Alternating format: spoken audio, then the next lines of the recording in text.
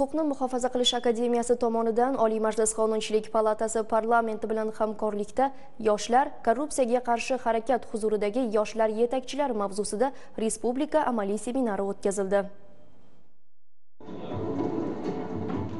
Tadbir Yoshlar parlamenti, Yoshlar ishlari agentligi, korrupsiyaga qarshi kurashish agentligi hamda huquqni muhofaza qilish akademiyasi mutasaddilari tomonidan olib borildi. Unda ishtirok etgan yoshlarga korrupsiya tushunchasi va uning oqibatlari, bu boradagi milliy va xalqaro qonunchilik, davlat organlarining ushbu sohadagi vakolatlari, yoshlarning tashabbuslari qanday tartibda davlat dasturlariga integratsiya qilinishi, yoshlarni korrupsiyaga qarshi kurashishdagi faol ishtirokiga oid zarur ma'lumot va amaliy tavsiyalar berildi. Seminar doirasida biz korrupsiyaga yo'l yo'q targ'ibot dekadasi targ'ibotchilari uchun ham amaliy mashg'ulotlarni tayyorlaganmiz. Ya'ni Huquqni muhofaza qilish akademiyasining virtual akademiyasi orqali demak ularni o'qitish, masofadan turgan holatda o'qitish, shu bilan birgalikda ular joylarga borganda mazkur virtual akademiyani targ'ib qilishda ham asosiy driver vazifasini o'tashadi. Shu bilan birgalikda bugun mana korrupsiyani keltirib chiqaruvchi omillar, bu o'sha manfaatlar to'qnashuvi deymizmi, korrupsiyaga sabab bo'luvchi oqibatlar deymizmi, ko'proq yoshlar orasida targ'ib qilish. Chunki yoshlar hali kadr sifatida shakllanishi,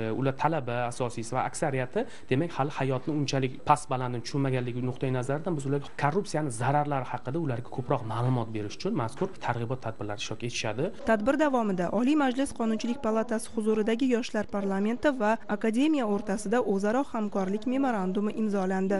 Aytilishicha, korrupsiyaga qarshi kurashish masalasi akademiyaning asosiy yo'nalishlaridan biri sanaladi. Akademiyada 2019-yildan boshlab korrupsiya qarshi ilmiy ta'lim markazi tashkil qilindi. Undan so'ng 2020-yilda alohida magistratura yo'nalishi tashkil qilindi. Ilmiy kengashlar tashkil qilindi.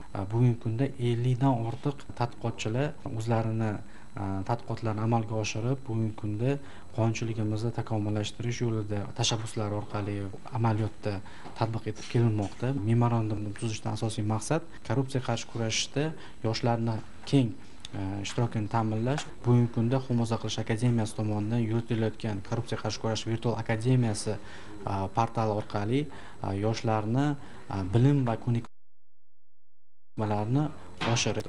O'tkazilayotgan bu kabi seminarlardan asosiy maqsad yoshlarni korrupsiyaga qarshi kurash, qonunga hurmat ruhida tarbiyalash, yoshlarning bu boradagi taklif va mulohazalarini o'rganishdan iborat. Mahfuza Muxtorova, Nurdavlat Ilyosov, Poytaxt.